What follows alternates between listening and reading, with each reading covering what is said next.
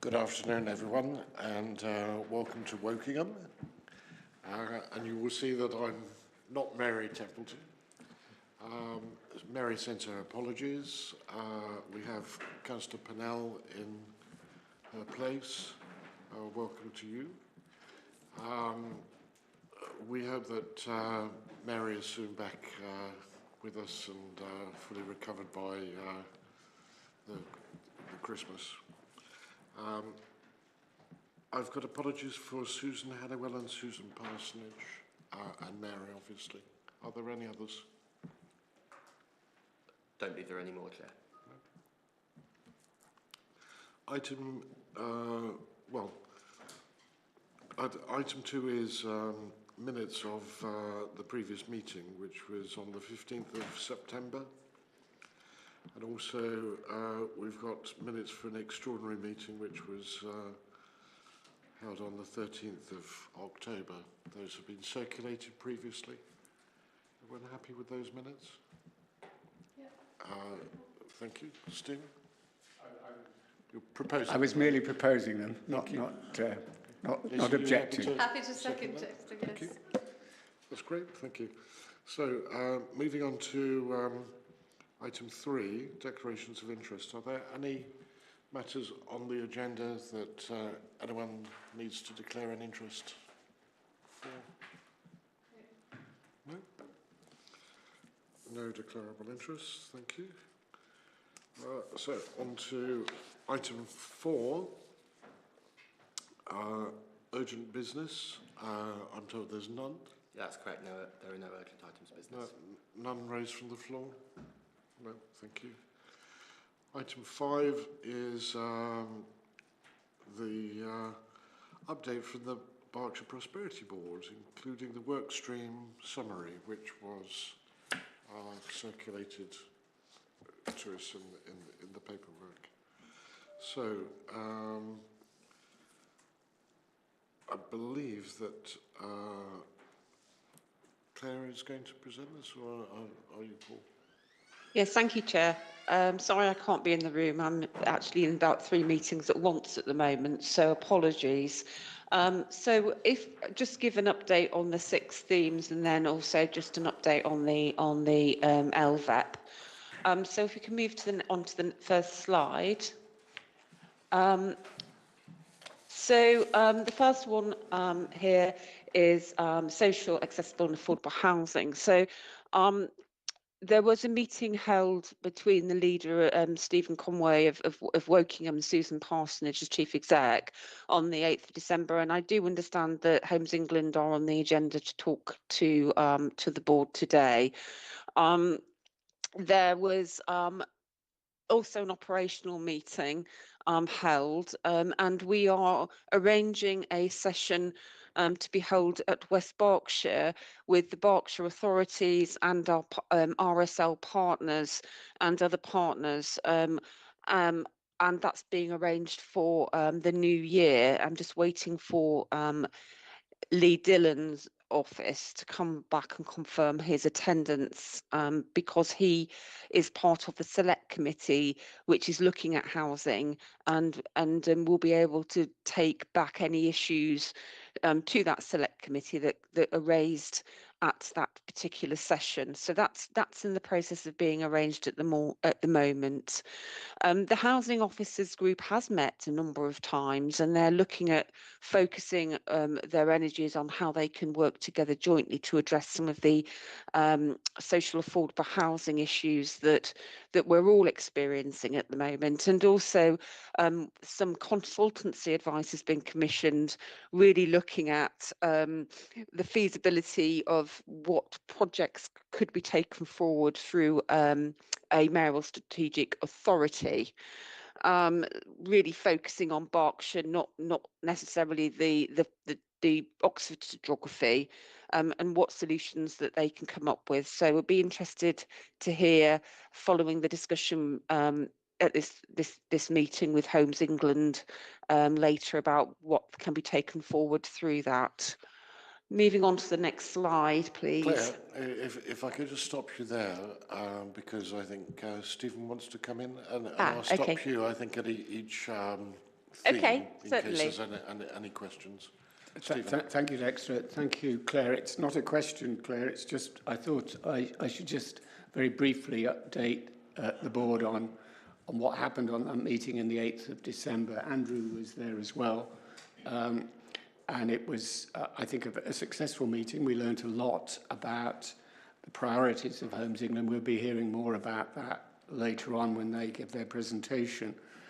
But it is clear that at this stage, they were encouraging us not to go down the strategic partnership route. We're not yet ready for it. I think they might well want us, encourage us to do that when we've got a strategic authority in place, but I think until that stage, they probably feel it's not the most appropriate way forward. But there's a lot of useful discussion. I don't know whether Andrew wants to add anything about what came up there. Thank you, Stephen. That's a useful steer. Thank you. Only just to say that we're working with all of your officers across Berkshire on some of the things that came from that meeting, particularly around some things like specialist housing, how we might be able to pick up some of the grant funding for those. So they'll pick up that probably later in their presentation, but we've got a meeting later this week to just start taking forward some of those actions. Could I ask, would specialist housing include temporary accommodation? It would. Thank you. Claire, if you'd like to carry on. Yes, certainly. So just to say that you may have seen that Homes England have just recently published their updated strategy as well. So that was published last week. So that's interesting and provides quite a lot of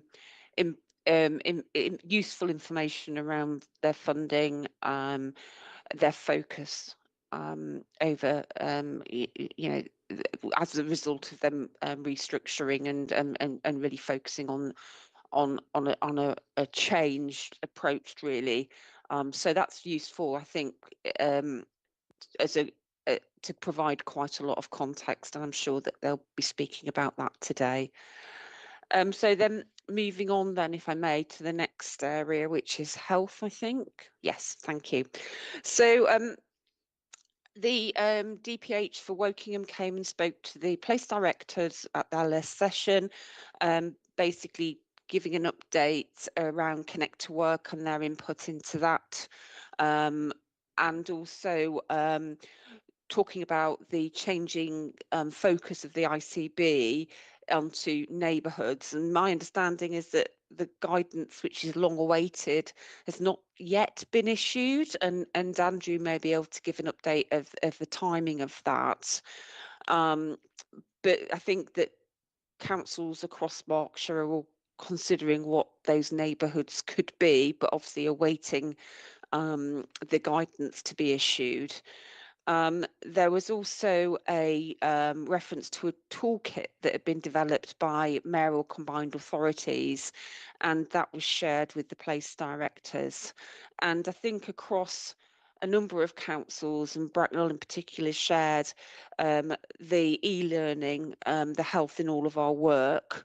And I think it's, as I say, something that different councils across Berkshire are looking at how they can integrate health in all policies approach, being led, you know, with public health, but working across all of our council areas. I know certainly at West Berkshire, that's something which we are progressing. I don't know whether or not I'm going to just hand over to Andrew, because we discussed this at the place directors as to whether or not there's an update on that guidance. Andrew, do you have anything? I don't believe it's been published yet, that's my understanding. I'm not aware it has either, but I think we're a bit close to this. I don't know if anybody's got any questions on this theme. No, we'll go on to the next one, economic development. Yeah, so this is now being supported by West Berkshire Chief Exec and leader are the leads for this, but it's now being supported by Wokingham. And George met myself and Joseph last week. there is being a review of the support across all of our economic development teams, and Rianne has been looking at the action plan from the Berkshire Economics strategy with a view to refreshing that in the new year. There's been a lot of work on the Local Innovation Partnership Fund, and this is a initiative which is it's very much kind of the triple helix. So it's working between public sector partners, the University of Reading in this case, and the businesses, with a view to submitting a bid by the 12th of February. And there was a workshop held last week, and which was very well attended, and that was looking at kind of the gaps to growth and what are the barriers. And following that session, the attendees and the businesses were asked to go away and have a think about what possible solutions they could suggest to address some of those gaps and barriers, and that will feed into that bid as it's going to be put together before the submission date in February. Also, the Skills Hub, the old LEP, has been commissioned to do a piece of work around the state of Berkshire economy, and that report was published a week or so ago now and had some extremely useful information around what's happening across Berkshire more generally, but also broken down into the individual local authority areas. Sorry, I'm just I think that, yeah, sorry, that's it from my notes. And just finally, referring to the action plan for the BES and that review. Okay, can I just pick up on this triple helix and just to say, obviously, University of Reading is a Berkshire university, but and indeed our only one. But I did have a meeting with Royal Holloway College, University of London at Egham, and they did offer to assist councils such as Slough, neighbouring councils, and obviously the area that they're in, Surrey, Spelthorne and so on, with work on development projects. So I'm merely mentioning that if we were to find that University of Reading wasn't able to pick up some partnering opportunities, that Royal Holloway might be another place we could turn to. They are very amenable to the idea. Thank you. But I think it's probably best to start with what we've got and also to try and keep it Berkshire if we can. Stephen. Just on that point, Dexter, I think it's very welcome that you've established a connection with Royal Holloway. I think you'll find pretty well all universities are very keen to partner with local authorities at the moment. I think it is extremely good for them in terms of their research profiles if they can show their influence in public policy, and councils are a way in which they can show that. I think we can be very confident that Reading is very committed to working with us. It works with individual councils, but it's very happy to work with the Prosperity Board, I know. Yeah, I was thinking particularly if there was just a subject specialism where they felt they may not have the right input. But I see Jim Ray has raised his hand. Jim, would you like to come in from the Prosperity Board, Business Board? Yes, thank you. Yes, I agree with what's being said about academia, and Guy Hembry at the University of Reading is very open for other academic institutions to partner and play a role alongside, so he's not being protective in any way. Just an additional point, this was brought up in the Berkshire Business Board when we met last Thursday, just around the fact that obviously a triple helix involves not only academia, business, but also local authorities or government as well. And just I wanted to make sure we didn't lose the idea of if there are specific challenges coming from the unit authorities or particular initiatives to drive productivity or effectiveness of the monies you spend, they can be very helpful inputs into this local partnership innovation fund process, because really we're looking to unlock how innovation can help achieve the societal outcomes we want to see. And of course, there's a place for academia and business in that, but obviously you hold some of the major challenges for society. So do please be very proactive in bringing forward your challenges, opportunities, and desire for productivity gains. Thank you, Jim. Liz. I mean, I was hesitating to contribute because we don't know yet what the bid might look like. But I suppose from Reading's perspective, I would just flag up that, you know, labour mobility is an issue, social, exclusion or economic exclusion is an issue, and I think we all share the view that NEETs are an issue, so not employment, education and training. And probably if you're looking at innovation, it's possibly that group the most, and sort of labour market mobility might be linked to that too. So whatever the bid looks like, I guess I'd really welcome it focusing on that perspective from local authority, because that's what all the information tells us that Reading kind of really needs to focus on, as well as growth and supporting growth alongside that for our communities. It's those three things that particularly feature. Thank you. I might just throw in the thought of perhaps cyber security as well. But you know, maybe others have got some thoughts either now or later, but we're still in the very early days. So thank you, Claire, thank you, Jim. Can we move on to the next item? Yes. So this is the infrastructure. Oh goodness. Oh. This is the infrastructure. Thames Water's attending today to give their presentation, and we met, Jackie and myself met with them a few months ago, and to get to hear their updates. So it'll be interesting for the board to hear that from them today. Just to say that NESO has reviewed the Energy Connect.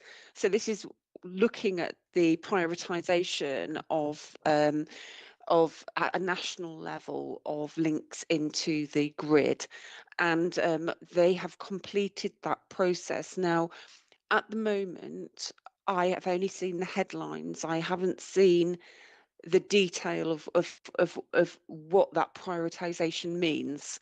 And I'm not clear that unless the local authorities are leading a particular project, what information they have had individually around some of those key connections for their areas. So that's something that I will be drilling down and trying to understand what level of information can be shared with the different local authority areas. On the transport side, we meet regularly, so on a monthly basis with the Berkshire heads of transport, and then there's a wider partnership group meeting directly after that. What we do know is that Transport for the South East are no longer going to be securing funding. There's a transitional year from 26-27 towards the continuation, but that's not going to be at a level of funding that they have enjoyed previously. So that at the moment they're looking at what they will be doing, what's their work programme for next year, with a view that in 27-28 there will be no funding, which is intended then obviously to go into the mayoral strategic authorities. So that will be in that period, there will be a gap potentially of that real view of strategic transport. So we are waiting to speak to Transport for the South East to understand what that transitional period may look like. There's the rail strategy is underway, and obviously we understand the privatisation position between Network Rail and South West Rail, and that's continuing, and the reorganisation is still progressing. There's work progressing on the freight strategy, including EV charging, and then through the Levi project, we're working together with SSEN to get power connectivity for EV. And the Strategic Road Investment Strategy 3 has been published now by Department for Transport. I don't know if anybody's got any questions on the strategic infrastructure theme. Any questions? Can I just ask Claire, the freight strategy, does that include rail freight? I think it does. I will have to check. My reason for asking is that I'm told one of the biggest bottlenecks, if you like, in our rail system is that freight trains are pulled by diesel locomotives in the main. They're much slower than electrified trains, and if we want more capacity on the main line, the quickest way of getting it is getting these slow-moving freight trains out of the way, perhaps by encouraging electric engines for them. Okay, if you leave that one with me and I'll come back to the board outside of this meeting to update. The other thing to say on strategic infrastructure is that I'm just in the process of working together with colleagues across Berkshire to understand what those big asks for strategic infrastructure would be as a result of the Mayoral Strategic Authority. So what are those really big strategic things that would unlock growth?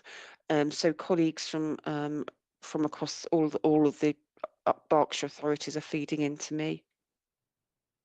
Liz? Yeah, thank you, Chair. I mean, I just wanted to, I'm sure you've all had the letter on it's released on the 8th of December from the National Energy System Operator advising that they were changing the way in which that was operating, so that the backlogs and the queuing system was changing, so that rather than just having those things sitting there that weren't making progress and not being able to leap over them, they're actually going to clear those down. And it is something that this group has talked about quite a lot and was lobbying again about. So I haven't got all the details immediately to hand. It's not my job, but I'm sure we can bring a report at some point next time, because certainly planning colleagues were very pleased to see those changes, and we could sort of note that that looks like it's made some progress. I'd certainly like to see that. I think that is a key infrastructure block for the future. Shall we move on to the next item, employment and skills then, Claire? Yes, certainly. So most of the work is really focused on Connect to Work, and Slough have done an amazing job supporting that. So we have now procured a provider. Palladium has been awarded. It's in the standstill period at the moment, but they are looking at what they then subcontract out through that programme. So that's been very positive. Next steps are mobilisation of that. And focusing on staffing and recruitment, as I say, subcontracting some of that support, systems integration, and then kind of the referral pathways. The go live is expected on the 26th of January, week commencing. Just to say, the other piece of work is the Get Britain Working Plan, and so colleagues are working together to start to develop that, but focus really has been on Connect to Work, and now once that's go live, then there'll be greater focus on Get Britain Working. Although I am aware that now there is a working group set up, including partners from across all of the councils, colleagues from across all of the councils, to focus on that Get Britain Working Plan. Thank you. Anybody got any questions? Next thing. Certainly. So this is the final. No, it's not. Working and skills. Sorry, we've kind of. That's it. Yes, that's it. Last one, net zero. Thank you. There's been a carbon literacy session held. There was limited take-up from the local authorities, possibly due to possibly due to issues with certifying attendees from external organisations. But we need to look at further further opportunities. So whether or not we run those sessions internally as well, I think Bracknell have done that. The natural,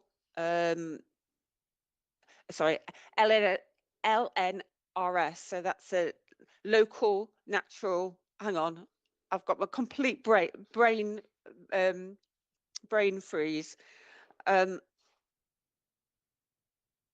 Local nature recovery strategy. Sorry, I absolutely went blank there. So that's been adopted by all the councils now, being led by Royal Borough, and has been published. There's been a Warms Home grant, which has been delivered through Agility Eco, and that's been very successful. And Solar Together's also seen well in excess of 500 homes sign up for that retrofit. And the University of Reading have hosted an in-person session, followed up by a workshop at Windsor Maidenhead in October. Yeah, and there'll be a future presentation as well being arranged. Thank you, Claire. And visitor economy? Yes, so this is the final slide. So the LVEP, the terms of reference have been agreed with the Shadow Management Board, and you'll see below on the slide a number of those representatives on the board. The recruitment campaign ran through September, and I think that there'll be now a move towards firming up that management board into the permanent board, and agreeing the terms of reference for the group. But that's been progressing well. Yeah, so that management board, that's the next steps to set up the management board essentially. Thank you, Claire. Shall we move on to the next agenda item, which is the finance update, item 6. And Graham Cadell is going to take us through this. Graham? Thank you. Good afternoon. Thanks very much. So, so if I just take you through the 25-26 budget, which I think you've already seen has a couple of adjustments, proposed adjustments, and our first draft of the 26-27 budget. Just to caveat, we're still working out a little bit of the detail of some of the timing. So when the jobs have been actually recruited to, so there may be a little bit of slippage in this year's budget towards next year. We'll finalise that in the next month. So hopefully we'll concentrate on the spend part first. You will recognise the 25-26 budget. The only adjustment that we've made is down the bottom there in the devolution, where, as requested, we've brought in project support and admin support a little bit earlier. The initial plan was to bring that in April, and we've just been asked to bring that in from January. So that's a quarter of the year's cost for those two posts. The rest, as I say, you've seen. The plan for 26-27 is very much based on 25-26. But you will see there is an increased budget around the commissioned project for the Prosperity Board work, and there is an increased requirement around project funds for devolution. And we do expect that that money might be a little bit interchangeable as that work's defined, to exactly define how that works together and how that split is. So you'll see the total costs projected for 26-27 is £800,000. If I just move on to the next slide, which is the funding. So again, hopefully 25-26, you recognise we're funding that from the contributions to the local authorities. There's some business board grant that's been brought forward, and the use of the interest balances, so 320,000, and that brings up to the total £600,000 cost. In terms of 26-27, we're very confident that all those proposed costs can be met from the funds held, so that we will not be asking local authorities to contribute. We still need to do a little bit of work to firm up the funds that we have held at the moment, in that they were given from government grants, a lot of them, as you'll see, the Growing Places Fund, the Laura Fund. We just need to make 100% certain we can use them on these bases, but we are pretty certain that that's not going to be a problem, and we'll firm that up for you. Sorry, that's a bit of a fast run through, but hopefully I'm happy to take any questions, and that all makes sense. Any questions from the room? I don't see anyone in the room or online who's indicating. So I think we're all very content and reassured by, as you said, the funds being sufficient. Generally content, but it doesn't seem to be costing the LAs anything next year, so that always makes me more content. Yeah. Did you hear what I said? Okay, I'm generally content that it's not costing the local authorities money next year, which always cheers me up a bit.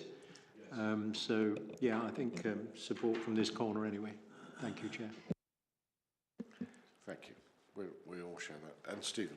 Yep, just confirming that that is the case, which is good news for all of the local authorities, and that we're able to use effectively the money that we've inherited from LEP is very good. That's obviously providing us with good cushion to move forward. But thank you very much, Graham, for all your work on this. I know there's still a few things to be ironed out about the relationship between the DEVO money and the Prosperity Board money, but I think I feel very confident looking at these figures. We're heading in the right direction. Right. Thank you. We'll move on to the next item then. So we're going to invite Jim Ray, the chair of the Berkshire Business Board, to give us a progress update. So, Jim, you've already spoken to the... Yeah, thank you very much, and sorry I couldn't be with you. Welcome. Thank you. Sorry I couldn't be with you in the room today. I am carrying something that is probably not worth sharing, definitely not on your Christmas list. Anyway, I won't repeat anything that Claire Lawrence has already covered, and in the pre-read you will see that obviously this LIPF fund submission, the expression of interest submission in February, is obviously an important one for Berkshire. I thought I'd just give you a quick update over a couple of minutes on we met actually the Berkshire Business Board last week, a few things there. One, the State of the Economy report that the former LEP provided, and Alison Webster gave us the input there. I think that's an excellent document, very, very well worth reading if you've not looked at it. There are a few signs out there, as you would expect, that the economy is not quite in the state we'd want it to be. And that has consequences for Berkshire as well as nationally and versus our international competition. So if you've not seen that, I would encourage you all to get a copy of that and read it. It really reminds us of the imperative there.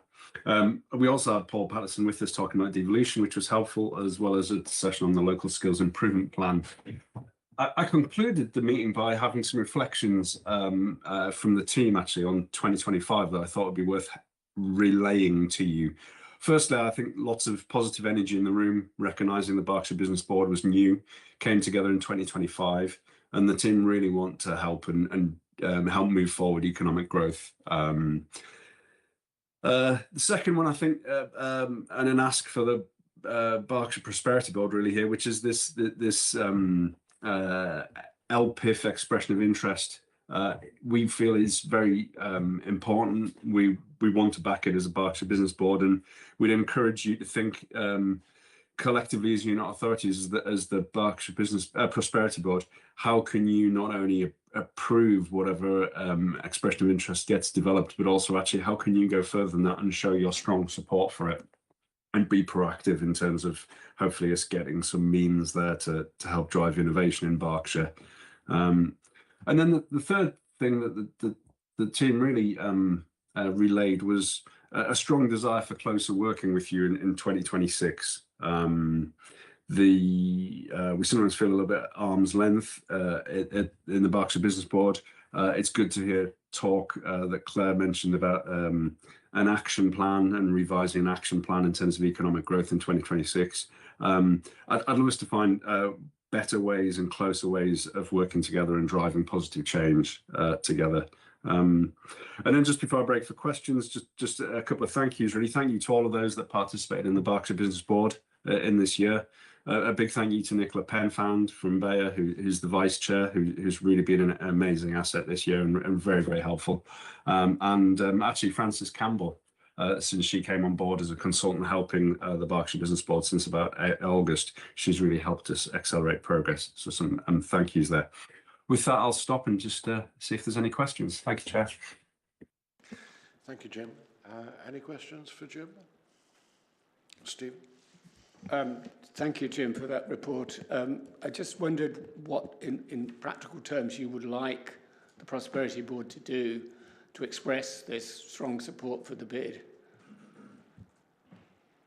It's a great question. I think I think we need to position ourselves as all having integral parts to play, which is why I think having not only academic and business projects, but also local authority projects and perspectives in the bid can only help. And then collectively, I presume it's some kind of statement, but then also some kind of lobbying and discussion behind the scenes as you talk to national government and as you all have relationships. So I think there's a three-pronged approach there. Thank you. But there's probably other ideas as well. Yeah, that's very helpful. I wonder whether we could, as an action, ask the chair or the acting chair to write expressing our support, strong support for the bid. Yes. I'm happy to make that undertaking on Mary's behalf. Jim, can we just have your assurance that you think there are going to be several expressions of interest for cluster work by the 12th of February? The team seemed very bullish. As Claire mentioned, there was a good workshop last week on the 10th of December, so signs are looking good. That said, as you know, time is short between now and then, but no, I think it's imperative we have some kind of submission. Fingers crossed it's a good one. I think there'll be something around picking the exact sectors where there is the right project and the right private investment to match the public purse, because obviously the taxpayer wants to see a return on investment, which is entirely right.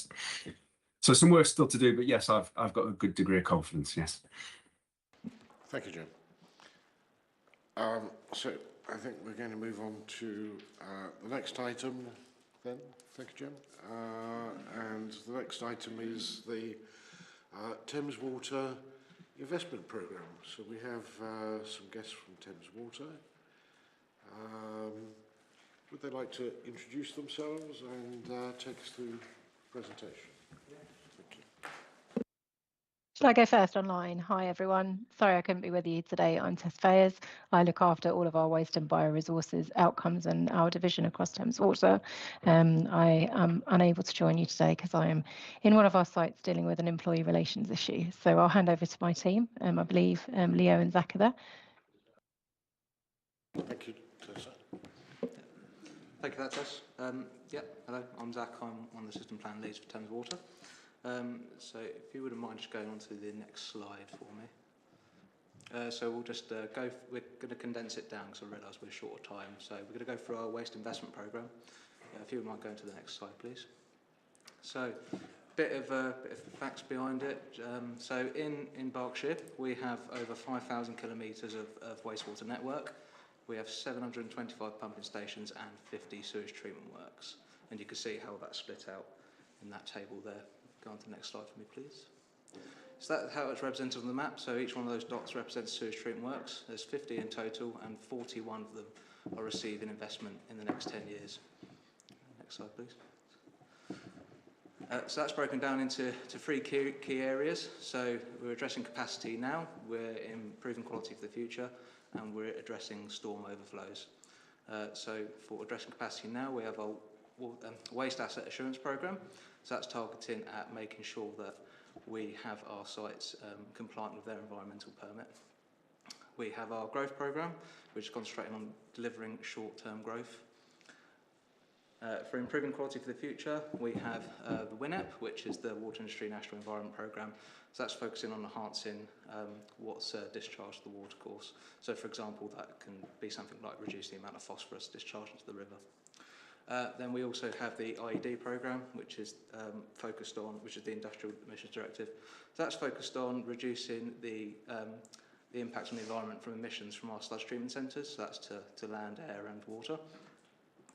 And then for our storm overflow programme, we have a 25-year programme that's focused on minimising the impact of the environment due to storm overflows. So there's 108 sewage treatment works on our priority list, 10 of them are in Berkshire.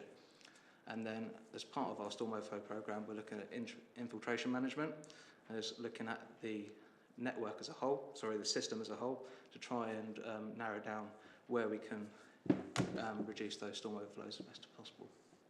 So now I'm going to hand over to Alec, who's going to start going through some of the individual investments for the likes of Slough. Yeah, hi. So I'm Alex. I work in the asset planning team with Zach.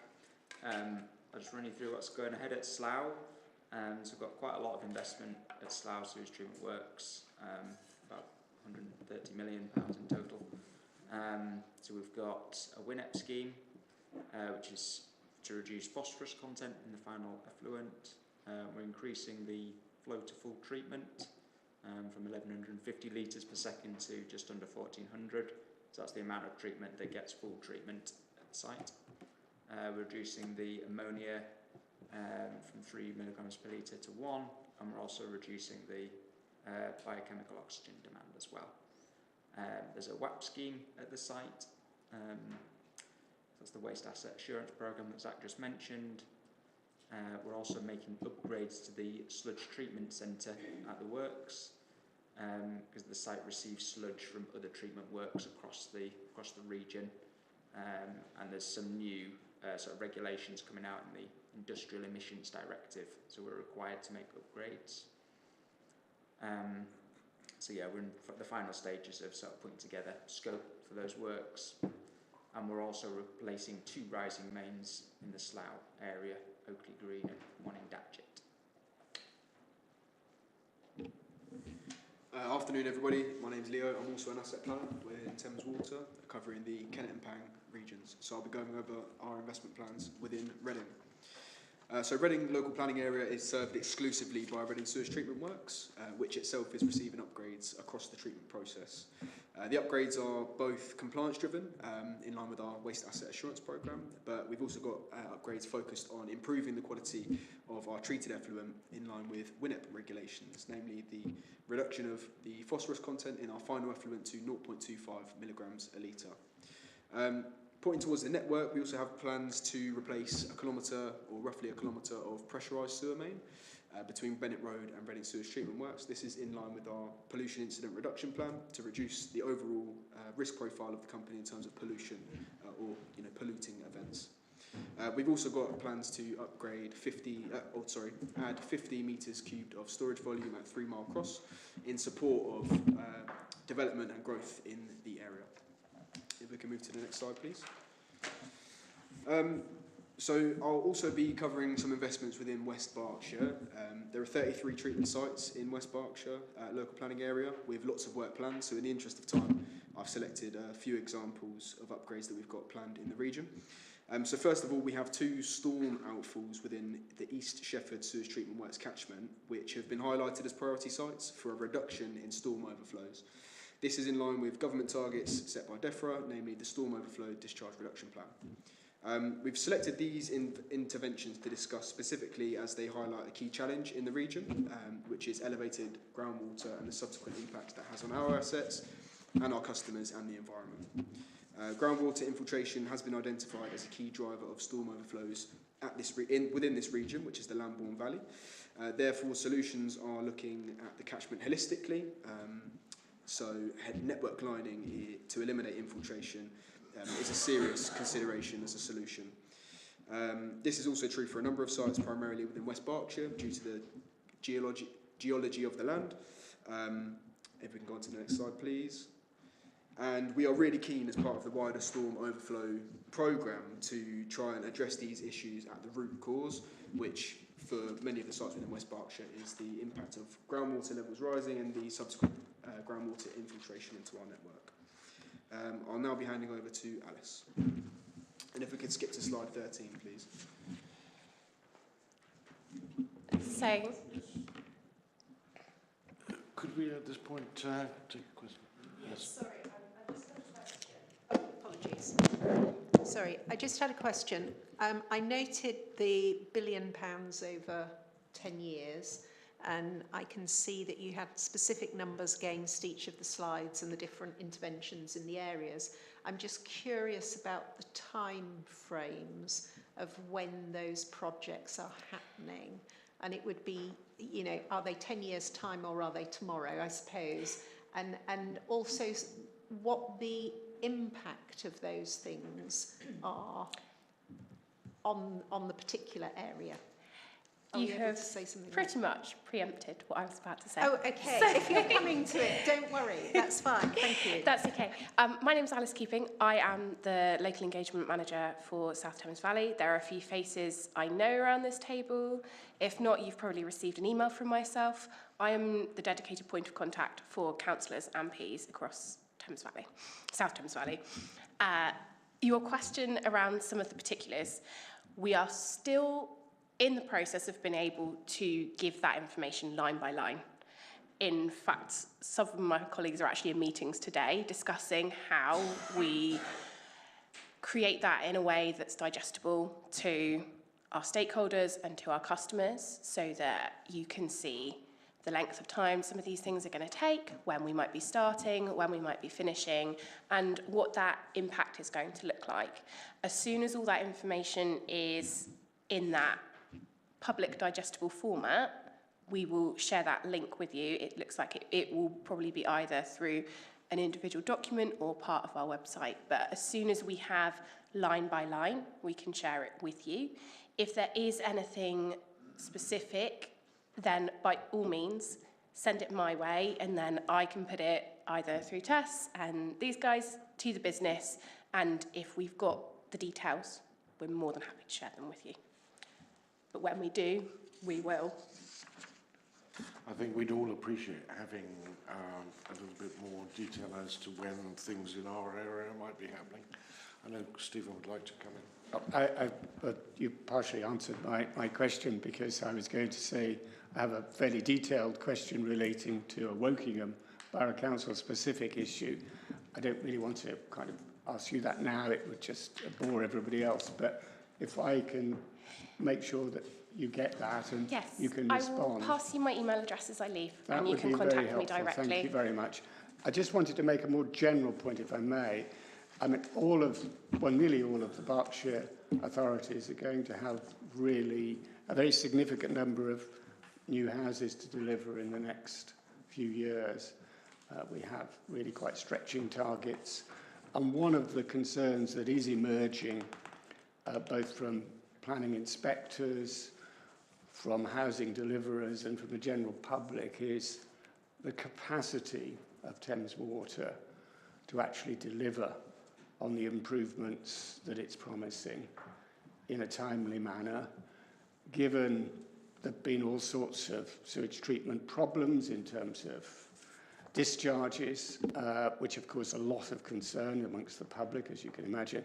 And there is a kind of widespread knowledge that Thames Water's financial situation is not that robust. So given those considerations, what kind of reassurances can you give us that this is a realistic and deliverable programme of improvements that will enable us to address really significant housing growth pressures in the next few years.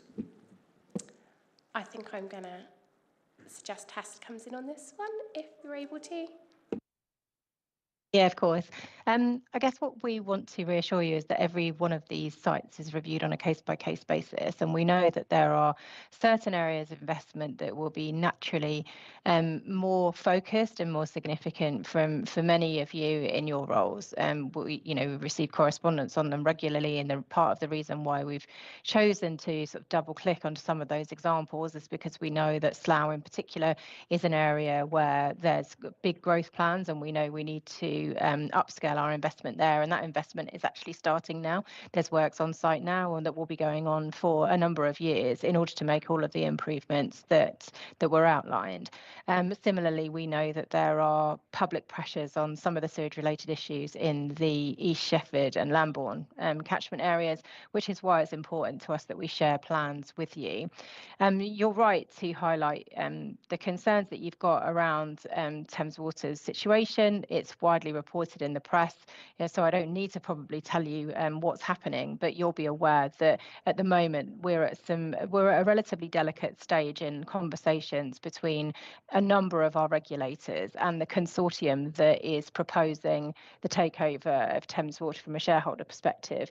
What that will do is it will set the plan as we move forward. We asked for 24 billion from the regulator, from Ofwat. We were granted a final determination that was close to 20, so we do have a problem with being able to deliver all of our compliance commitments, but we are talking very regularly with the Environment Agency about how we go forward and how we deliver our plans. The reason we're in a bit of, yet again, I just have to say yet again, because it's a situation we find ourselves in rather too frequently for my liking over my career with Thames, we find ourselves in a bit of a holding pattern again, is because we are waiting for those conversations between our creditor group and the regulators to conclude, and that we hope to see that conclude within the early part of next year. And that will then allow us to anchor the plan. But many of these commitments are commitments which, are still commitments that we should have made in the last 5 years, and many of those are going ahead, particularly where we've got sort of tight phosphorus consent, Slough being one of them. And we've also got a number of requirements that we need to deliver as part of the Waste Asset Assurance Programme. So these are things that will persist in the plan, regardless of exactly when they'll be done over the next 5 to 10 years. But to reassure you, these are very active conversations. We want to be able to commit publicly to the investment plans that we have. This is the biggest ever investment in the wastewater side of the business, which obviously for me in my role is very, very exciting. And certainly from the point of view of a number of different issues that stakeholders recognise, storm overflows being one, pollution being another, river health just more broadly, there is a significant amount of investment that at the moment across Thames looks like about £10 billion, and specifically the £1 billion in this particular area. So it is, there are big plans, but exactly when those plans will manifest, we do have to wait for the conclusion of some of those discussions.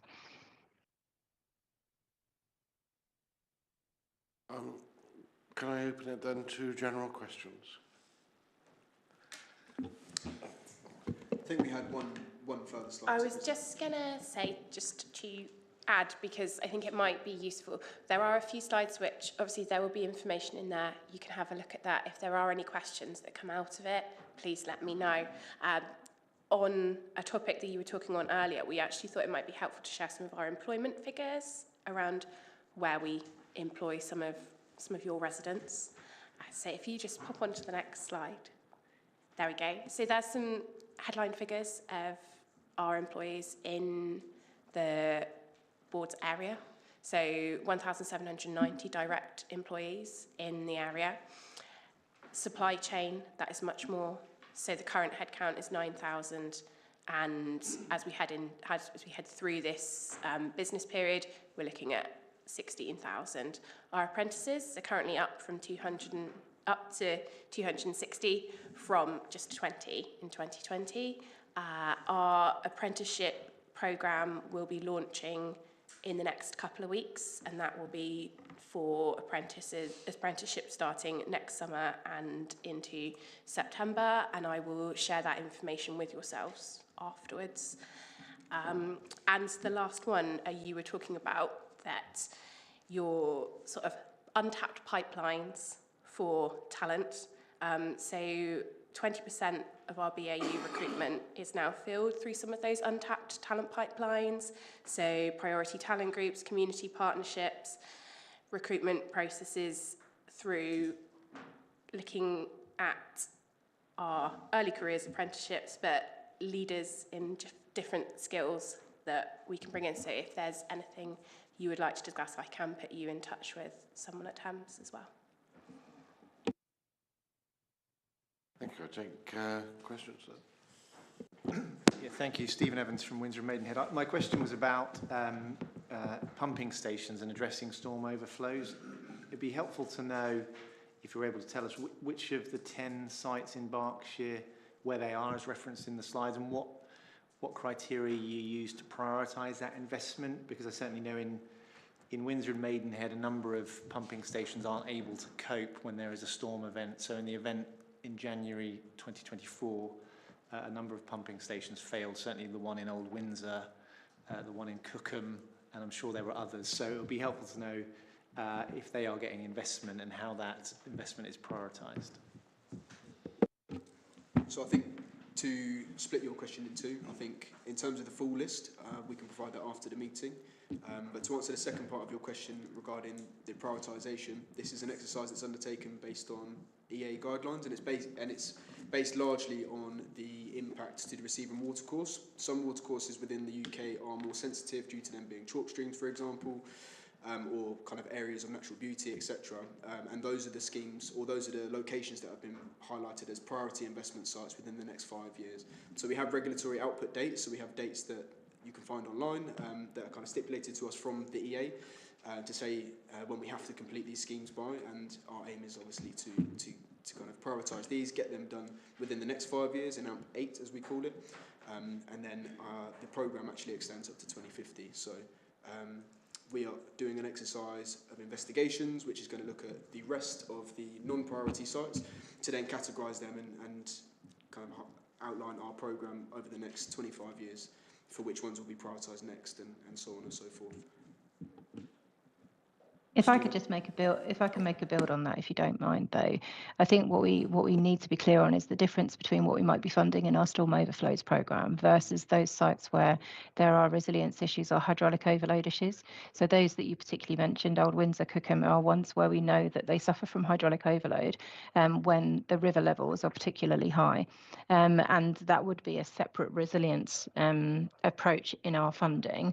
And so I guess what we would want to do is take away specific inquiry linked to those sites, because it might be that actually the solution is somewhat different than a storm overflow, and it would require a different, more resilient solution.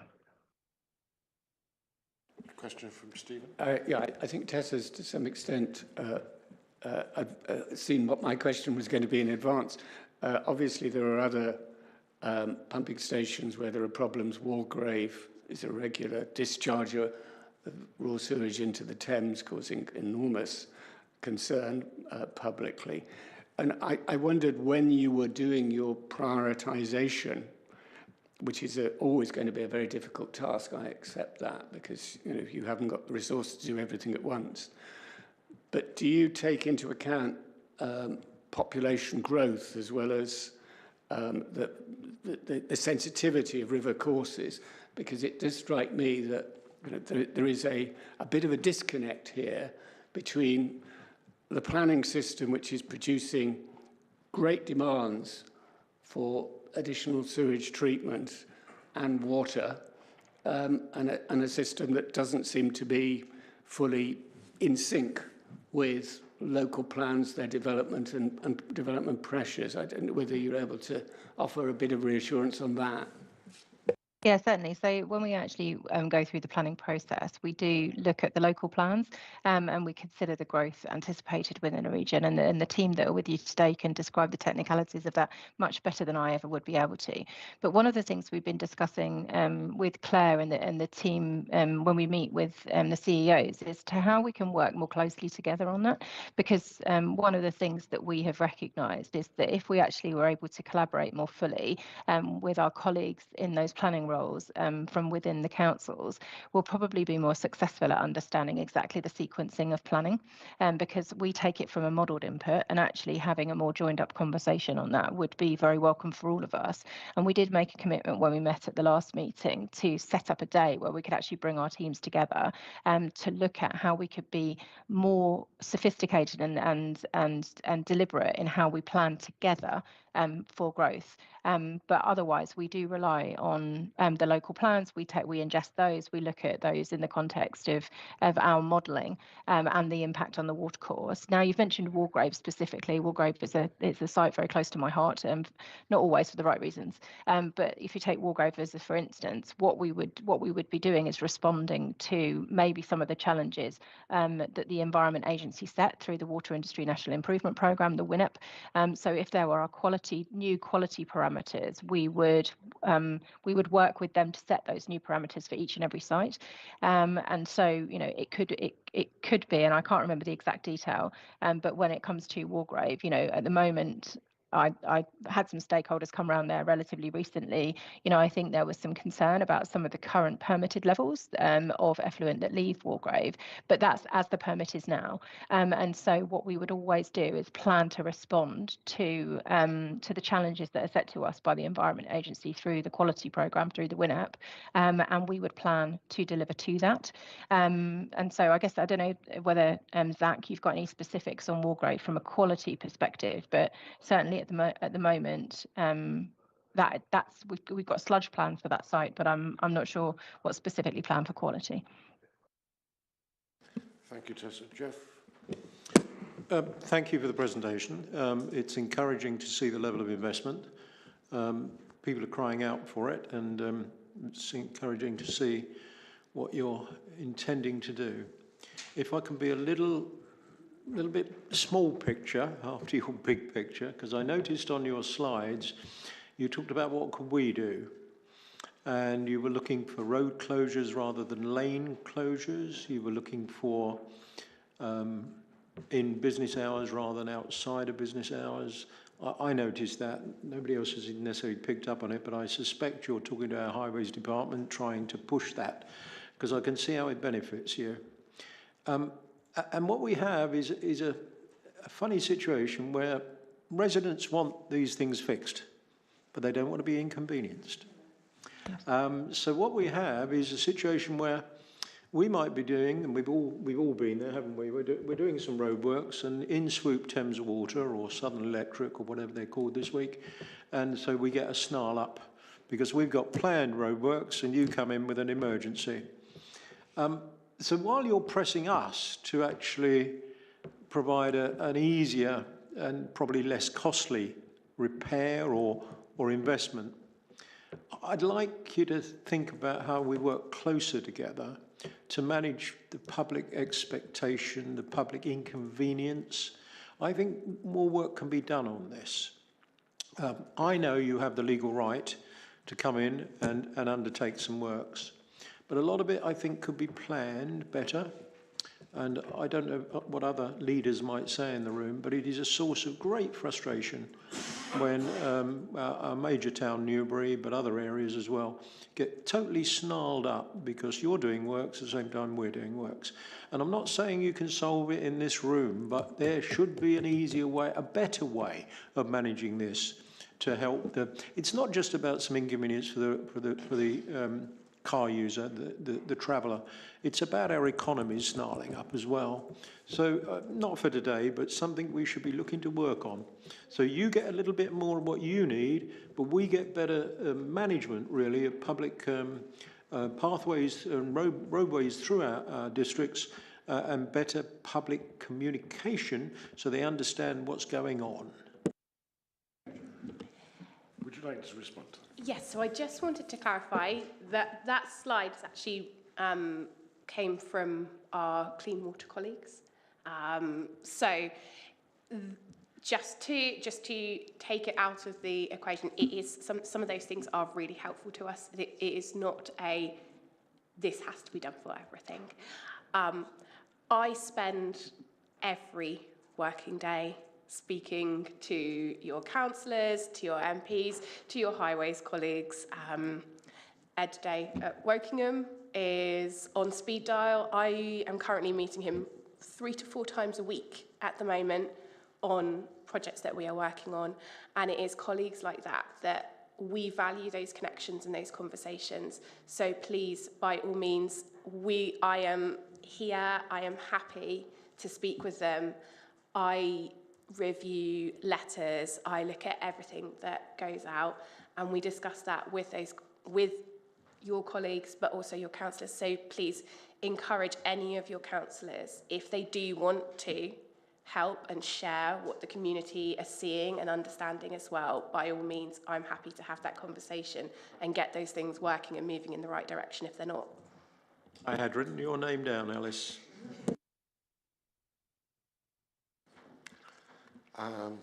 Stephen, you... Yeah, well, I was just going to say I'm really pleased you're working so constructively with Ed. He is an excellent officer, and I will pass on that message to him that it's been good working with him.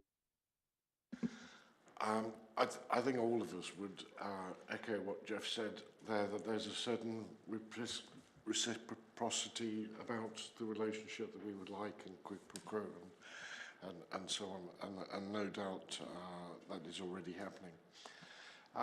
I've got 2 questions. One is, on the macro level, is what you presented to us a plan to make the system as it is fit for purpose? Or is it one that is meant to make the system work for an expanded level of houses, population, economic activity in your area? And secondly, a very parochial thing, there was a sewage treatment works which you showed on the map right at the beginning of 41. It was right up in the corner of the junction between the M4 and the M25. That is the Ivor sewage works, which is very near to me. But I know it, and I'm concerned about it, particularly because that was the sewage works that was built to allow Terminal 5 to be built, and I'm wondering whether it's going to be impacted by the 3rd runway, and if so, to what extent, whether you've had any sight of any of those plans. I think to answer the first half of your question, the plan that we've presented today is pretty much everything that we've got within our business plan aligned with waste investment. So there are elements of addressing issues, there are elements of building capacity for the future, and there are elements of improving our service, for example, the kind of Winham schemes. As I think we've mentioned, we would like to share more detail, but at the moment we're in a transient period where we're kind of getting to grips with our plan and kind of discussing the ways that we would share those plans with our stakeholders. So as soon as we're able to, we will. That's the first half of your question. I don't know if Alice wants to add. No, I'll continue to send things your way as they come along. Yeah, as for Heathrow, that's kind of in my area. I actually don't know the answer to that, but I can go away and I can find out. Yeah, I can speak to Katie. Okay. Yes, Councillor. Thank you, Chair. I note that you've got a significant funding gap for the works that you want to do. How do you intend to close that gap and find that money, or will the residents of Berkshire be facing increased bills? Do you want me to take that one? I can take that one if you like. Yes, please, Tessa. I guess the first thing to state is that the bill has already been set by our regulator, so we can't increase the bills until it goes through another determination process. You might be aware that Thames Water did a request from the regulator, from Ofwat, that we would defer a decision to the Competition and Markets Authority. And during the discussions that are ongoing between Ofwat and the creditors, that deferral remains in place, and we reserve the right to potentially still apply to the Competition and Markets Authority should we wish to do so after the creditors' bid has been resolved. So at the moment, just to reassure, we are unable to change the bill level for the next 5 years because it has been set in the determination that we have received, unless that a decision is taken to challenge that. I think the next question you have is what happens if there's a shortfall in funding? And if I can be honest, I don't actually know how that will be addressed, because that is the discussion that is happening currently between the creditor consortium and our various regulators. I mean, the reality of it is that there will be a degree of reprioritisation that will have to happen, and that's the reason why today we are unable to provide you with full and complete details as to when each of these plans will have to be delivered. But one thing I want to confirm is that as we've described each and every one of these commitments, we have commitments to our current permits that has to be delivered. We have commitments under the WINEP programme that within the next 10 years will need to be delivered. And we have commitments that the government has enforced on us through the Storm Overflows programme, which will also have to be delivered. So this is just a case of sequencing in line with deliverability and the funding that we get. So appreciate that's challenge to hear, but as it stands at the moment, we can't put bills up unless we're redetermined, and these commitments will have to be delivered because they are the law. Would you like to come back on that, or are you No, content? just to say I thank you for the reassurance on that. Thank you. I'd like to thank our guests from Thames Water, and particularly to say that you have in the room here leaders from across Berkshire, and what we're particularly concerned about, as you heard, is growing the region, its capacity and its economic potential. We're also concerned about population growth and housing them, and so on.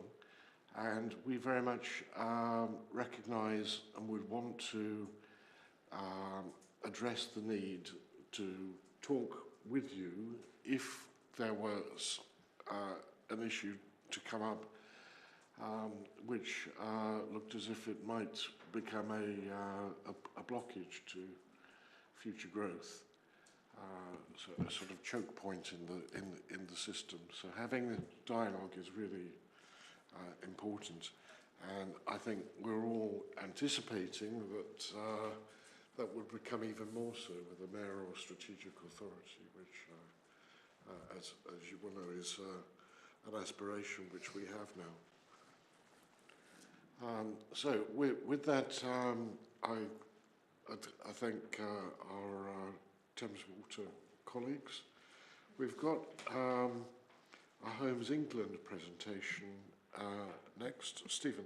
I think the Homes England people aren't going to be with us till past. Could I suggest that we have the update from Jackie on Thames Valley MSA now? Otherwise, there's a grave danger we'll be going on beyond 2. Please. Thank you. Chair, you might want to let our guests go.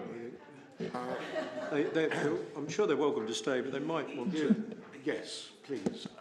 You are welcome to stay, but I dare say that you probably want to move on to other things. So, thank you. Thank you. Jackie, when you're ready. Okay, so this will be relatively short and sweet. Obviously, we're in the last throes of getting the expression of interest agreed by final councils, but anticipating that expression will be sent off by the end of the week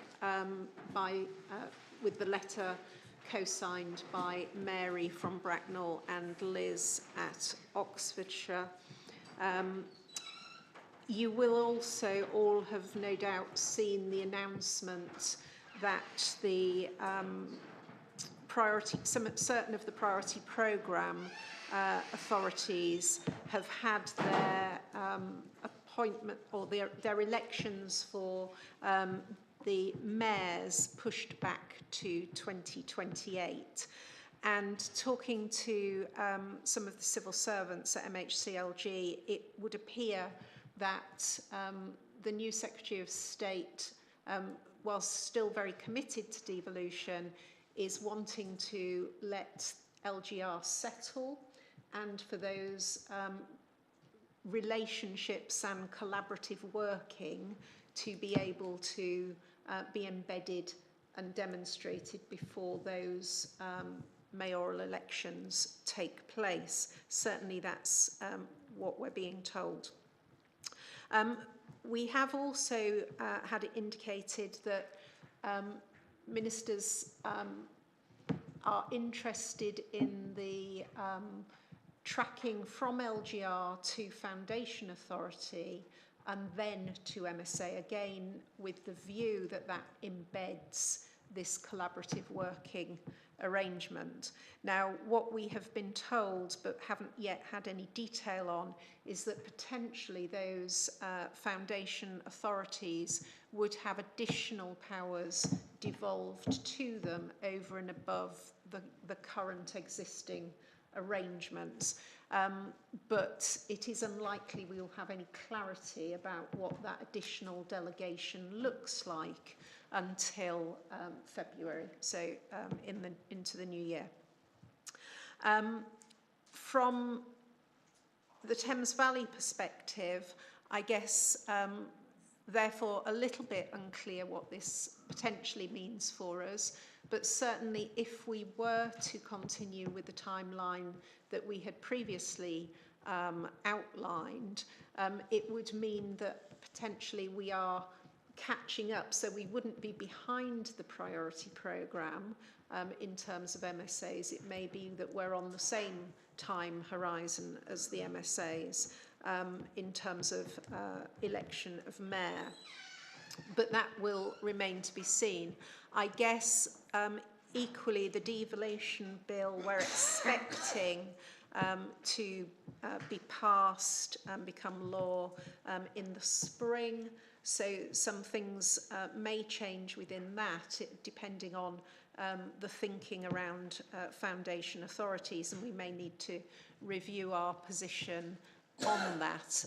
But I think what is clear, perhaps, is that we need to continue with our collaborative working, not just with the Prosperity Board, but thinking about how perhaps we have some more formal arrangements with other partners moving forward, so that we can absolutely demonstrate that this working together spirit of collaboration is absolutely embedded before we're looking to move to the MSA. So I think that's as much as I wanted to say, Chair. There's a lot of unknowns at the moment, but fundamentally that's where we are. Thank you, Jackie. That's a fascinating reading of the rules.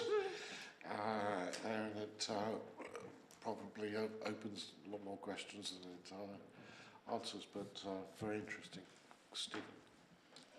Yeah, thank you, Jackie, for that update. Obviously, it looks as though we are likely to be going towards a foundation authority rather than a mayoral strategic authority as the first step. That looks as though it's the most likely outcome. And just on your point about the powers of foundation authorities, I think I'm correct in assuming at the moment that's limited to kind of jobs and skills. Obviously, I think to get the full benefit of a strategic authority, we would want rather wider powers than that for it, even if it's not yet a mayoral strategic authority.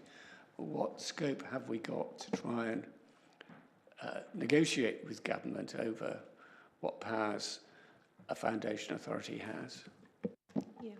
So potentially, yes, we may need to formally go down a foundation authority. I'm not sure that that has been cast in stone as yet, but it is a potential. What I understand from MHCLG civil servants is that government are still sort of formulating their thinking around this, including about what the additional powers that would be put into the mix for a foundation authority. You're absolutely right, at the moment it is those two things.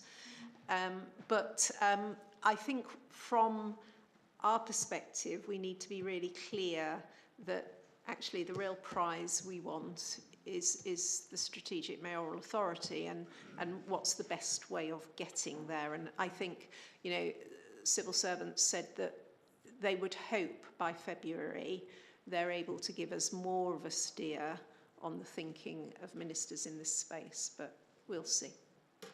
Just a follow-up to that, we're obviously going to have a presentation shortly from Homes England, and they'll be telling us about their priorities. But what is very clear is they are giving out the big money through mayoral strategic authorities, and I'd hate us to be in the position where we were stuck at foundation status and couldn't access some of that funding that's available, because it's an aspiration of all of us, I think, to deliver more social housing in particular.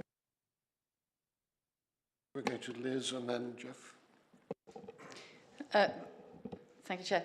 I suppose what I would want to say is just to reinforce that commitment that we've already made to the expression of interest being submitted, and it's important that we continue to make sure that government understands that we're ready and willing to get on board with this, you know, bluntly, as Stephen said, because we know that that's where the money is. I've said it before, I'll say it again. Having said that, it's also about the money is still in Whitehall, so it's still about having a place, a voice, and engagement about it. My understanding about foundation authorities is already that they would have wider powers than Tier 2, I think they were called before, weren't they? The sort of, so that there would be housing and transport and economic development. Now, I haven't spoken to the civil servants recently, so what do I know? But I'm sort of more clear that that pathway is still to a mayoral elections, but we could get on board with a structure that enables us to have those discussions. And I certainly would be arguing strongly for that, but for the same reasons that you've said, Stephen, that, you know, we want to get on with some of the skills gaps, the housing issues, etc., etc. Thank you, Chair. And to Jeff, please. Thank you. For me personally, the foundation seems a little bit like a second prize. We have spent a lot of time getting on board for the idea of a mayor. The expression of interest has gone in, and I think we should keep pressing for that. I think the leaders, I don't know when the next time we might meet the Oxford leaders and Swindon and whatever, but I think we should perhaps follow up, depending on what is said in February, with a reassertion after expression of interest that we do want to go to the MSA route.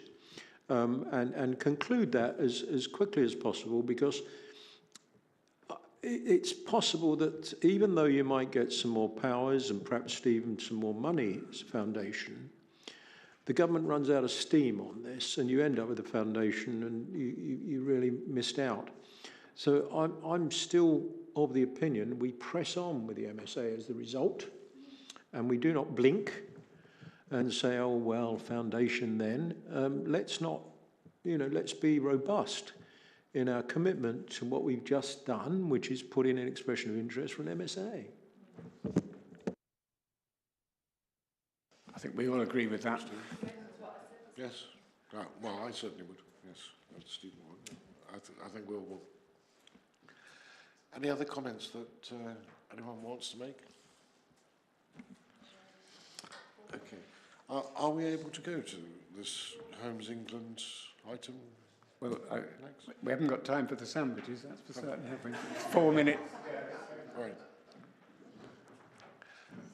Well, I think in that case I'm being given a very heavy hint that we should draw the meeting to a close.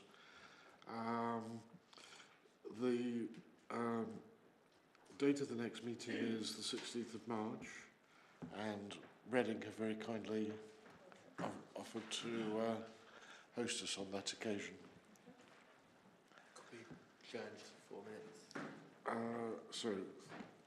Thank you all, and in particular I'd just like to... I think Homes England are joining us at Dexter, but not till 5:30. Oh, I was just going to say, I suggest a short break. I'm having difficulty with my hearing aids. I thought you were about to close the meeting with yes. Homes England knocking on the door. I was, on the basis of my misunderstanding. Sorry about that. Dangerous. Shall we just have a short comfort break, I think, in that case? Thank you.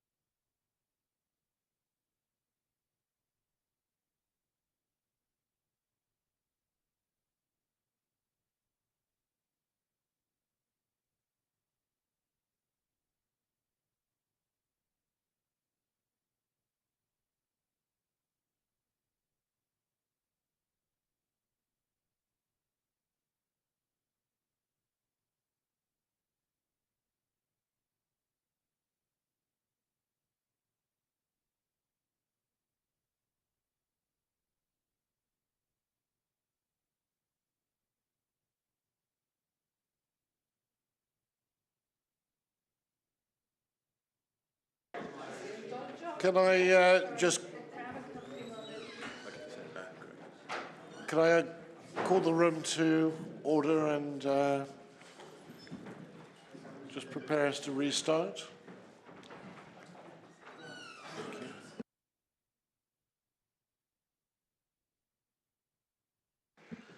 My apologies for a moment ago. I have to explain that I have hearing aids and they're a bit directional and the room's a bit echoey, so sorry for losing the plot there. But now we have the final item on the agenda, which is a presentation from Homes England. And our intention is to go through this presentation with Homes England and take a few questions. Hopefully finishing around about 2. So I'd like to welcome from Homes England Dilys Jones and Julia Krause. Would you like to introduce yourselves, ladies? Hi, yeah, nice to meet you all today. I'm Julia Krause. I'm Assistant Director for the South East region at Homes England, and that's a region extending over to the coast in the east and south, up to Northamptonshire and over to Oxfordshire, Berkshire, Hampshire. So it's a fairly sizable region. And I'm here sort of to talk to you today about some of the more general updates within Homes England, and I'll let Dilys briefly introduce herself now to explain where she fits in.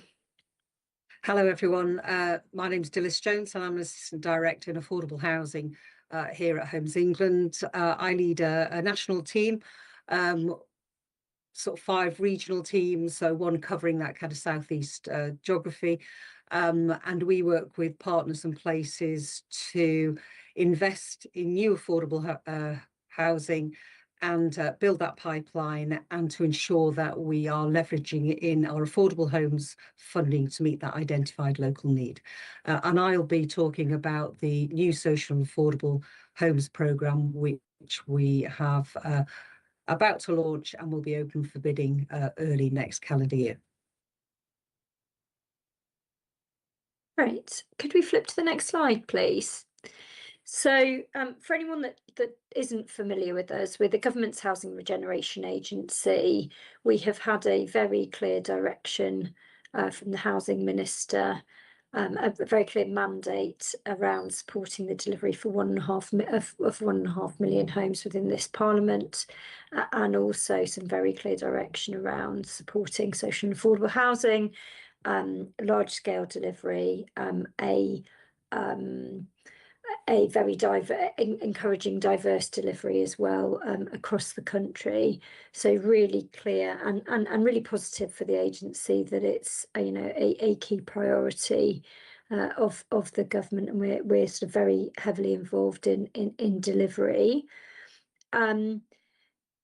There is a significant focus around affordable housing and affordable quality homes, and Dilys will come on to talk about that, but really making sure that that's supported with the right placemaking and supporting economic growth more broadly as well. If you could move on to the next slide, please. And our partners, when you hear me talk about our partners, and I'm sure you'll hear Dilys as well, our partners are very diverse. We're very diverse in the way in which we engage with the market. That can be affordable housing providers, so registered providers. It can be combined authorities, soon to be strategic authorities, local authorities, real estate funds, infrastructure providers, master developers. That's sort of the full suite of different scales of developers as well. And really our job is engaging as flexibly as we can with the market to support that housing delivery. The Housing Minister's mandate for us was very, very clear that we needed to use all of the tools at our disposal. That is really broad. So we'll talk to you today about some of our funding streams, but actually sometimes that is our time and our expertise and our experience, sharing knowledge of what we have done elsewhere. sometimes that's seed funding for projects, all the way through to some of the funding interventions that we'll talk to you today. So I'll hand over to Dilys to talk about the Social and Affordable Housing Programme, and then go on to talk a little bit about our strategic plan and our investment roadmap that have just been published. Dilys. Thanks, Julia. Can we have the next slide as well, please? So I'm going to talk in a bit more detail about the Social and Affordable Homes Programme, which is a 10-year programme, 26 to 36. So back in June, the Spending Review announced a £39 billion social and affordable homes programme. And that's a 10-year programme, as I said, running from 26 to 36. So that was 39 billion for delivery across the country. 27.3 billion of that, so about 70%, is what Homes England will deliver. The remainder will be delivered by the GLA within the Greater London area. So that 39 billion, the aim is to deliver around 300,000 new affordable homes, and that's homes for rent, but also a proportion of homes for affordable home ownership. There's two kind of key strategic priorities for that funding. One is to support the government's commitment to 1.5 million homes by 2029. So although it's a 10-year programme, there is an emphasis and a focus on not only increasing the number, but also on acceleration and early delivery. And the other key focus is homes for social rent. So 60% of the programme will be focused on social rent, and that is to tackle the affordability issues and to ensure that there is delivery of affordable housing across the country. Along with this substantial capital investment announcement, there are a number of policy changes which the government announced, and one of these is a 10-year rent settlement. And this is kind of like really important because this gives our providers, our delivery partners, local authorities, RPs, and that kind of certainty in terms of that income, so that they're able to model their delivery aspirations across that timescale. One of the other clear objectives of government is also to support local authorities to increase council house building, and there have been a number of other reforms in terms of the housing revenue accounts, so HRAs, and also around right to buy. And one of the key aspects which should unlock capacity at local authorities is that right to buy receipts, and now local authorities are able to align those and combine those with funding from the Affordable Homes Programme. So the money was announced in the Spending Review in June.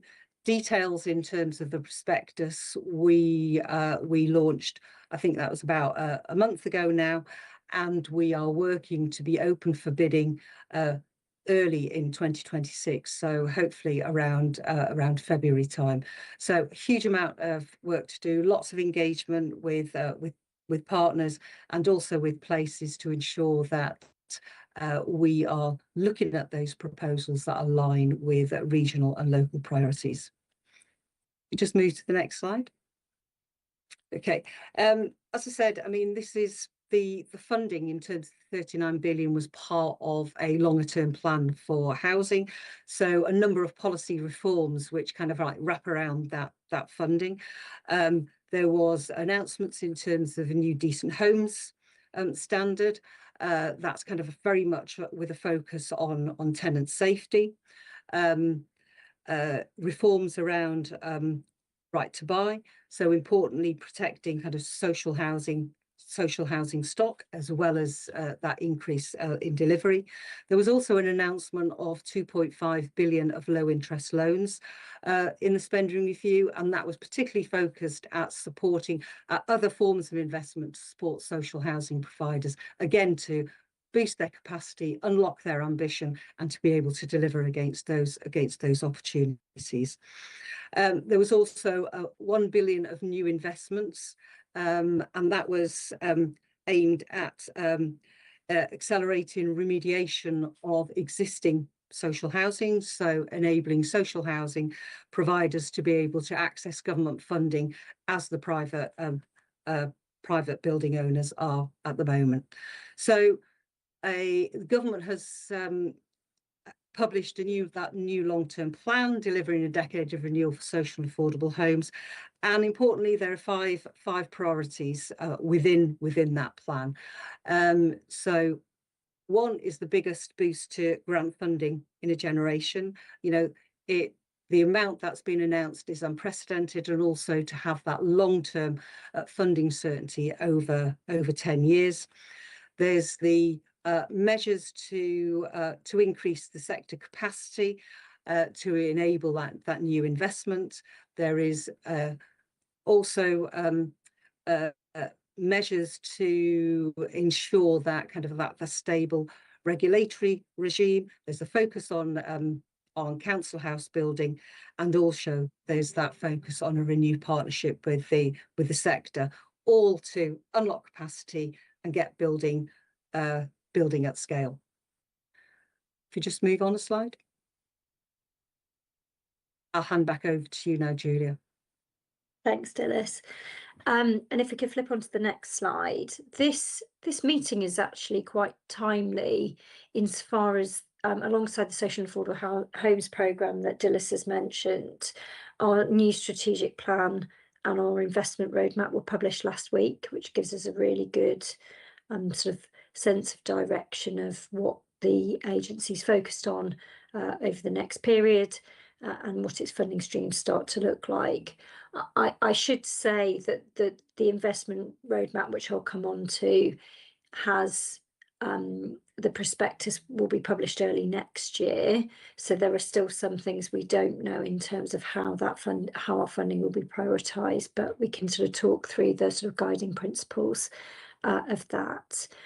And so we have a new strategic plan, and our strategic plan is really clear about, you know, priorities for collaboration, priorities with partners, as I've talked previously. None of that is materially changing. It's really important. It's a really important way in which we engage with the market. We will continue to do that. Where we are really looking to focus is around sort of turbocharging and increasing new housing supply, accelerating delivery, as Dilys has mentioned, but across all 10 years with a particular focus on social and affordable homes, and really driving that delivery, as Dilys has explained. Clear priorities around unlocking institutional investment to make sure that we're bringing to bear both public and private sector funding to enable some of the delivery. A huge focus around collaboration with partners and local leaders, and a real desire to foster innovation and look at ways in which we can create the market conditions we need to really drive delivery. And finally, but by no means least, making sure that homes are really good quality, safe, they're secure, and they're decent for the people that live in them. And I thought I'd just mention, which I think is helpful for you all, one of the things that is set out in the plan is what we would like to see from our partners, and I think that's a really helpful guide in kind of how we sort of organise ourselves day to day, and what we'd really like to hear from you and hear from the market about. And that is, very briefly, bringing bold ideas and ambition, being really clear about what those opportunities are and how the agency might be able to support them. Working with us to accelerate delivery at scale, with a particular focus on brownfield and regeneration opportunities, but more broadly as well, and helping to attract and grow investment, and really clearly collaborating openly, aiming higher on quality design and sustainability, and putting people at the heart of delivery. So it's well worth having a look at the strategic plan. If you haven't had the opportunity to do so, we can share links on the back of this presentation as well. And happy to discuss again once you've had a chance to have a look through. If we could go on to the next slide, please. This is our roadmap, as I mentioned previously. So that is how all of our investments, whether that be our National Housing Bank or National Housing Delivery Fund, which is being set up, the Affordable Homes Programme that Dilys has talked to, and all the different investment levers that the agency has to drive and build towards the 1.5 million homes target. As I said previously, the prospectus will be available in the new year. The funding, exactly as with the SAHP, is available from the 1st of April. And so we're sort of looking at ways in which we'll sort of lead into that at present.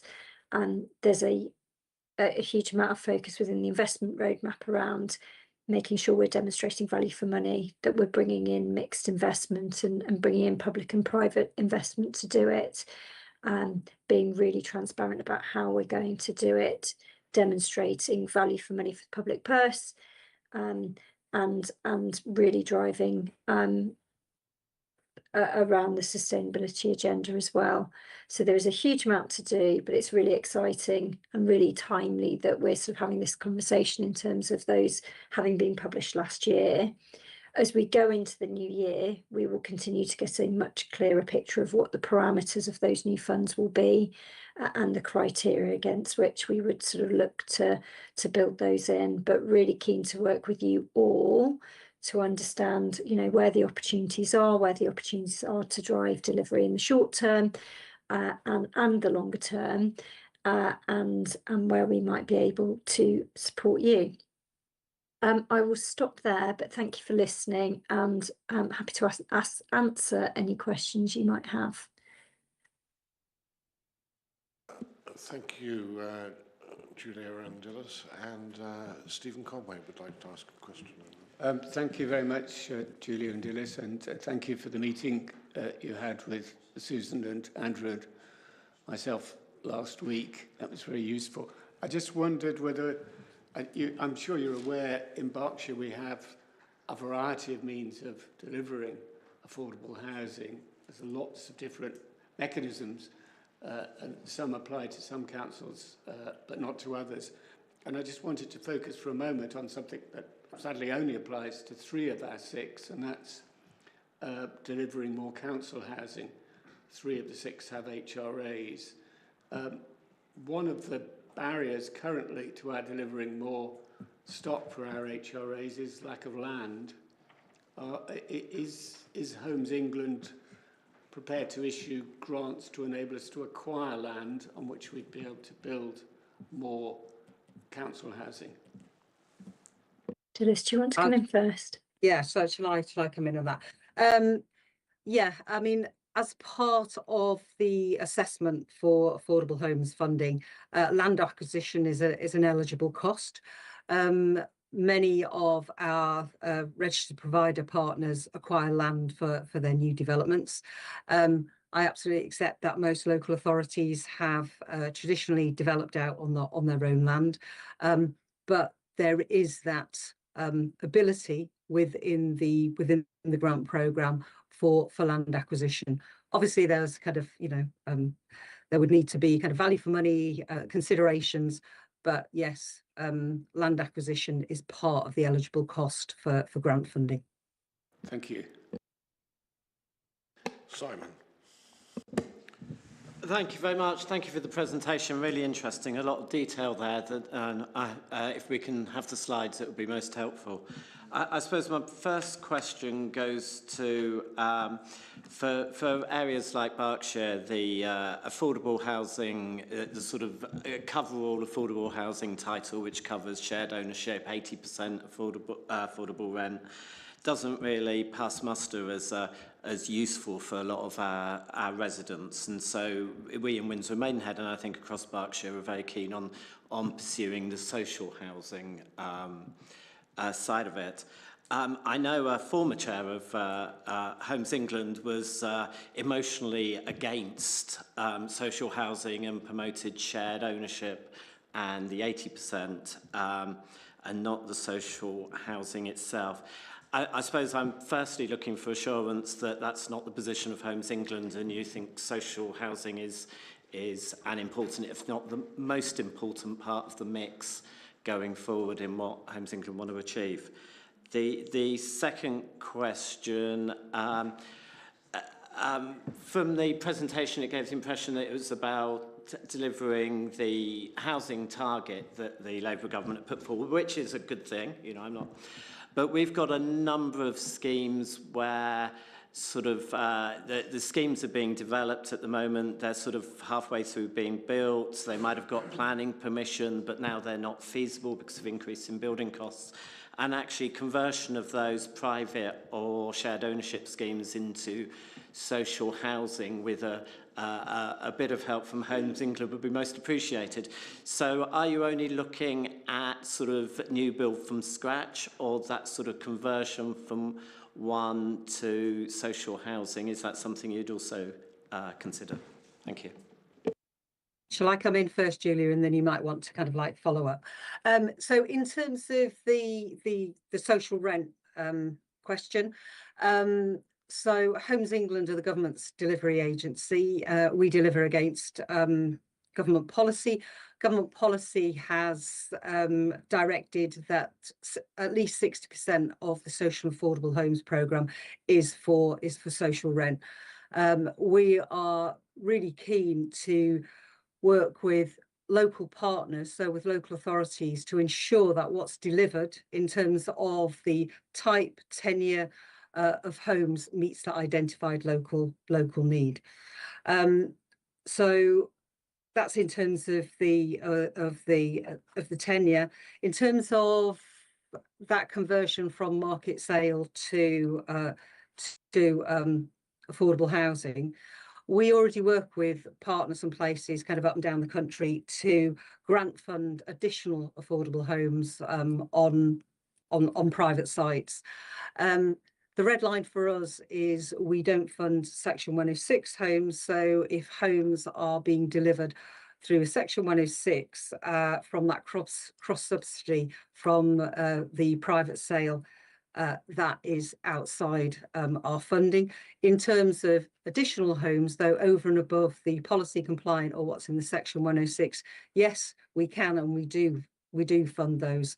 Sometimes that's a real challenge in terms of the overall viability and value for money, but that's what we're here to do, to work with partners to ensure that where there is appetite and where there's capacity, that we put our funding into those additional homes. Julia, I don't know whether you want to add anything to that. I mean, I think all I'd add to that is that, you know, clearly the Social and Affordable Homes Programme is a hugely significant place for us to be funding affordable homes, but actually increasingly we're looking at a blend of our funding in order to support those types of developments. So I think my ask back would probably be, let us know what those developments are. We can help navigate what might be most appropriate for those schemes. It might be the social affordable housing programme. It might be it's a blend of that and other funding as well. So we've got examples quite recently where we've put in affordable housing funding alongside our grant funding, or it might be alongside our loans. So we can be quite versatile in how we support those schemes. And really that's about making sure that we have the right solutions for the individual projects. And that's where often my team comes in sort of trying to work out what the best funding mix might be. Liz? Thank you. Hi, it's Councillor Liz Terry from Reading. Obviously, it's really welcome to see the government's commitment to social rented housing. And at some point, you know, we would have hoped to act strategically but we know that's going to take a little while before we have a foundation authority, or what we want, which is a mayoral strategic authority. So in the meantime, we can't help but thinking about our own places. I mean, Reading has retained its housing function and has a lot of social housing, but some of the sites are now complex in the sense that there may be some way in which we would want to review our current housing stock and how we might make better use of it in terms of densities, etc. But it gets complicated, and I just suppose I'm asking what kind of capacity you might offer. I mean, council officers might know this, but I'm quite interested for everybody to ask the question about, you know, how is there capacity in Homes England to come out and actually do some thinking with us about some of these complicated sites where it's no longer about, you know, we don't have that many even brownfield sites that developers haven't already snatched up because we're such a big growth area, have been for a while, but some of our own areas where we just can't do infill, but we might be able to do something much more interesting instead. Yes, there is. We have teams that support looking at or that we can help work through what the different alternatives might be. And certainly my team does an awful lot of that across the region to support some of that thinking and actually share where we're seeing similar challenges elsewhere. No two places are the same. You know, even in the southeast, that, you know, they all have their own characteristics, but actually sometimes it's sort of making introductions across the region and across the country where there are similar challenges as well. So without knowing the specifics of the scheme, it's hard to comment, but yes, in principle, that's exactly the sort of thing we do. I'd like to ask a question. I represent Slough, and we have two types of housing which I think you could be helping with. Certainly you are helping with one of them, which is town centre regeneration. And we still have plenty to do in that area. But as has been alluded to on a couple of occasions this morning, we in Slough are one of 3 Berkshire authorities that have a council house stock supply. Ours was principally built by the Greater London Council and is pretty old and interesting because I think there's great potential to re-provide it on a smaller footprint, or to turn that on its head slightly, to within the same footprint of property to provide a lot more units. But for us to do that, we would need to decant some of our existing residents, council house tenants, and probably we would need to work up some sort of pilot scheme. And I wonder whether there was an appetite for doing that, whether there is actually a model for how to do that sort of thing. So we're working with a number of local authorities up and down the country on estate regeneration proposals. And if we're not already, then we're kind of like, we really welcome the discussion with your officers at Slough. There is increasing flexibility within the Social and Affordable Homes Programme to fund estate regeneration. There is an opportunity as well to fund replacement stock. I would just caveat that with the premise of the Affordable Homes Programme is net additional homes, but you know, often there is additionality, whether it be kind of, you know, whether it be quality, whether it be size of homes, increasing densification as you've referenced, and the types of homes that better meet the that local housing need in an area. So yes, there is an opportunity, and we'd welcome the discussion with Slough. I don't know whether Julia have got anything to add to that. I don't know what discussions you might be having with Slough at this moment in time. Yeah, agreed. We should make sure that's joined up. Yeah. Excellent, thank you very much. I know Stephen Cornwell wants to come back in. Just really on your point, Dexter, we have a regeneration scheme in, it's not a town centre one, it's in Gorse Ride in the south of the borough, where there was a significant social housing estate. We're very poor quality housing by now, very old. So we're replacing it with new and adding additional units, and we've been working with Homes England, and they've helped us make that scheme a viable one. So, you know, this is a great example of how we across Berkshire can learn from each other and share experiences, I think. Thank you. It's good to hear. Thank you. Yes, on that note of unity and cooperation, I think we'll end the meeting, but thank you. That's been most helpful, Dilys and Julia, and we really appreciate you taking the time to take us through this and the opportunities that are arising. Thank you both. Nice to see you. Merry Christmas to you. Merry Christmas. Bye-bye. So I think we have finally got to the end of the meeting. There is some refreshment awaiting awaiting us. I did preempt myself by saying that there was a meeting scheduled next on the 16th of March at Reading.